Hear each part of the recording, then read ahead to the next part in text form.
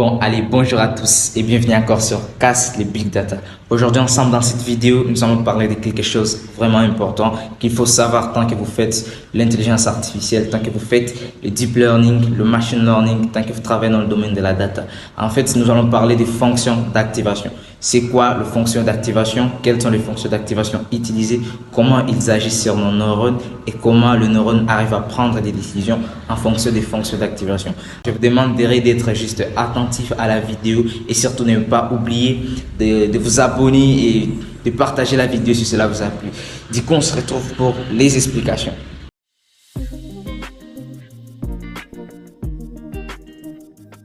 Alors, nous n'allons pas parler de la fonction d'activation sans parler d'abord de ce qu'est un neurone artificiel.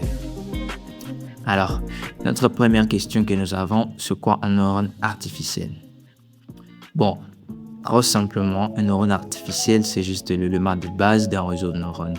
Un réseau de neurones qui s'inspire des cerveaux biologiques, des cerveaux humains, comment ils fonctionnent, et il prend en charge des entrées et qui combine en faisant des fonctions mathématiques qu'on appelle fonctions d'activation et qui produit une sortie.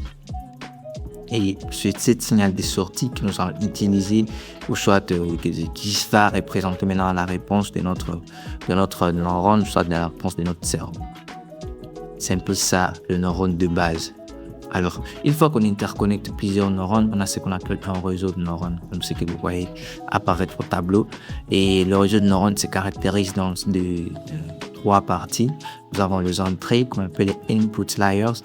Nous avons la sortie qui est la output layers. Et nous avons la partie cachée qui est les hide layers.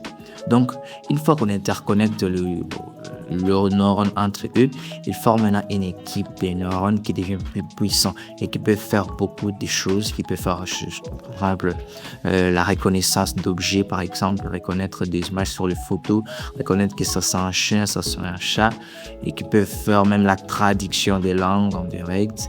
Ce que vous faites là, tout ce que vous voyez en intelligence artificielle, tout cela est basé sur le réseau de neurones.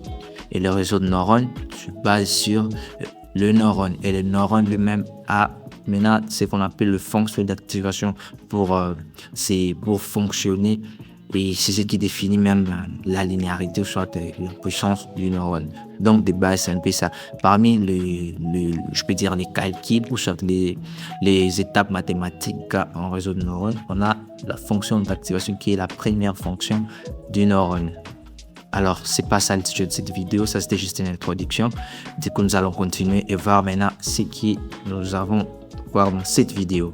Alors, dans cette vidéo, nous allons parler de la fonction d'activation d'un neurone. Alors, la fonction d'activation d'un neurone, c'est quoi?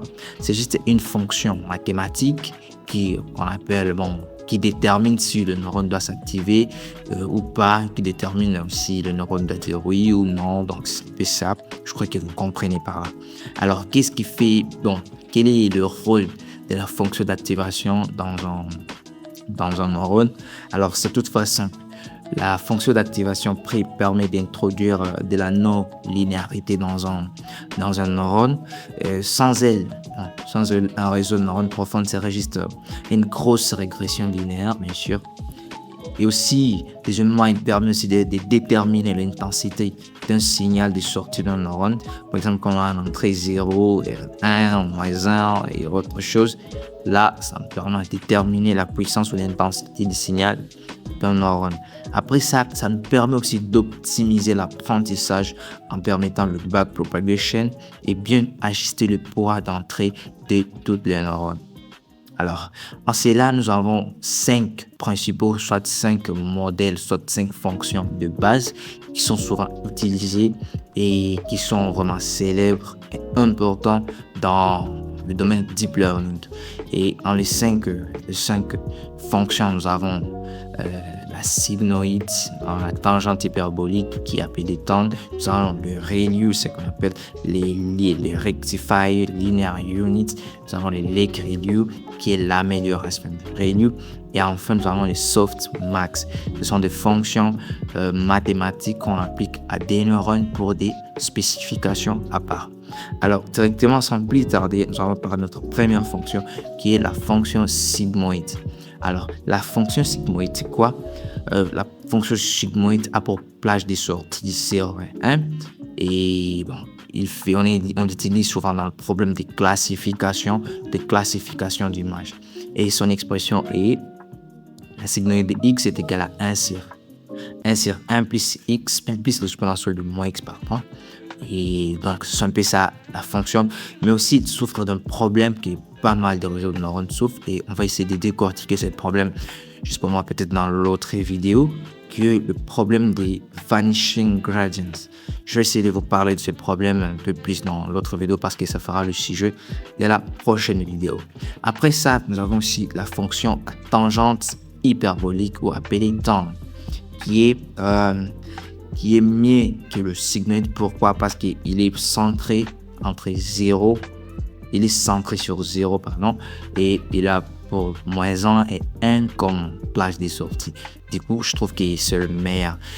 Aussi comme fonction ou soit expression, donc on a la tangente hyperbolique de x est égale à l'exponentielle de x moins l'exponentielle de moins x, les tout sur exponentielle de x plus exponentielle de moins x.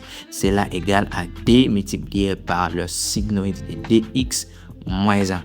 C'est l'expression mathématique de la fonction de la tangente hyperbolique.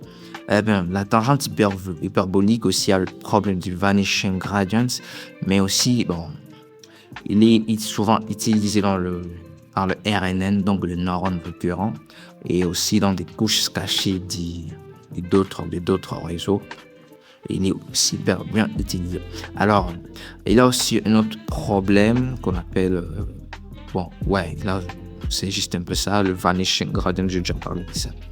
Alors, du coup, nous avons aussi les ReLU, les Rectify Linear Unit. C'est une fonction d'activation aussi et qui a pour plage des sorties en 0 et plus l'infini. Eh ben, il est simple comme avantage, bien sûr. Il est simple et rapide à calculer. Il évite partiellement les vanishing gradients parce qu'il prend des 0 à plus l'infini. Mais il a aussi un problème. Le problème est le neurone mort, ou appelé les dead neurons. C'est aussi un problème et nous allons voir dans l'autre vidéo où on va décortiquer le problème sur des fonctions d'activation. Son expression mathématique est le ReLU de x est égal au maximum de 0 et x. Donc c'est juste ça, la fonction, soit l'expression mathématique de la fonction ReLU, qui va de 0 à plus l'infini avec un problème de neurones morts, ou soit des neurons. Alors, après ça, bon, bien sûr, il est aussi utilisé dans des CNN, donc le neurone convolutif, mais aussi dans le MLP, qui est utilisé dans ce qu'on appelle le multi-layer perception, le MLP. Alors, c'est un peu sur ça que se base la fonction ReLU. Donc, c'est ça, ce point fort et aussi ce point faible. Alors, l'amélioration, nous avons aussi l'amélioration de cette fonction qui est le Lake ReLU, qui est, il est un peu plus sophistiqué, un peu plus évolué que celle-là parce qu'il prend comme sortie une plage de moins l'infini à plus l'infini. Donc, il a inclus l'ensemble des aides dans la fonction, ce qui permet d'éviter le neurone mort, le problème des neurones morts, avec cette partie-là de la zone négative, cette partie de l'ensemble des aides. Parce que dans le ReLU, le neurone, ou soit les neurones qui étaient en dessous des 0 était considéré comme mort, donc sa fonction le signal n'était pas pris en compte. Alors, cette fonction a amélioré ce problème. Et donc, il a un pays c'est presque la même chose. Et il a pour expression mathématique, donc le ReLU de x qui est égal à une solution de x sur alpha x. Une solution de x si x est supérieur ou égal à 0 et alpha x si x est inférieur à 0. Et donc, c'est un peu ça, cette fonction. Il a aussi, il a aussi ce point fort, bien sûr. Il est utilisé en alternative aussi il a l'alternative des réélus dans le réseau profond, donc dans le même secteur qu'on peut utiliser, par exemple les CNN, le MLP, Richard Percepton. On peut utiliser aussi les Lake Relu parce qu'il offre la meilleure gamme et il évite le problème des neurones dites, donc le neurone mort. Après ça, nous allons finir par les softmax. Alors, les softmax, c'est une belle fonction. Pourquoi? Parce qu'il se base sur les distributions de probabilité et qui donne la somme, d'où la somme est égale à 1, donc la somme est égale à 100%. Parce que il est basé sur la distribution de linéarité et donc il peut faire plusieurs classifications en même temps. Il peut faire des classifications multiclasses avec sa probabilité. Donc on peut lui faire des images par exemple et il sera, on peut classer ça c'est un chien, ça c'est un chat, ça c'est un oiseau, ça c'est une chèvre et tout. Et en fonction de ce qu'il voit comme image, en fonction de ce qu'il a comme données, il peut faire du multiclass.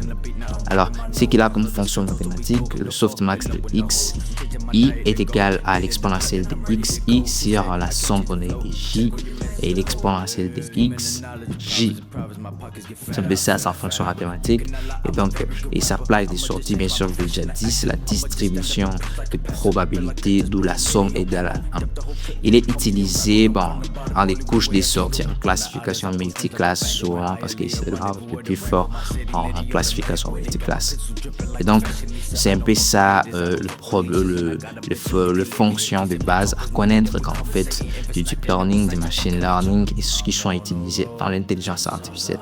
Même si vous n'êtes pas du domaine, mais il faut juste savoir que c'est un peu sur ça. Donc, l'intelligence artificielle, les neurones se reposent sur le mathématique. Et ce sont là les histoires, quelques phares, je peux dire quelques notions de mathématiques qui interviennent dans la partie d'activation. Du coup, nous allons parler aussi, je vous avais parlé de problèmes. Le problème que nous avons, bien sûr, le problème du vanishing gradients et du deep neuron, ce sont les problèmes qui sont sur les fonctions d'activation. Pas mal de fonctions sur le problème et ce sera l'objet de la prochaine vidéo. Nous allons essayer de voir le vanishing gradient, comprendre comment il vient, comment éviter ce problème et le deep neuron aussi, comment l'éviter. Mais j'avais déjà parlé un peu sur cette histoire, sur la fonction, le Lake Relu et tout. Du coup, je crois que c'est la fin de cette vidéo. Je crois qu'on a parlé de l'important. Et si la vidéo vous a plu, alors n'oubliez pas de liker, de vous abonner, de partager si cela n'est pas fait. Et de mettre toujours des commentaires pour l'amélioration de la chaîne parce que c'est là et pour nous et c'est pour vous. Du coup, c'est la fin de cette vidéo. On se retrouve à la prochaine. C'est toujours D24 sur Place le Big Data et ciao.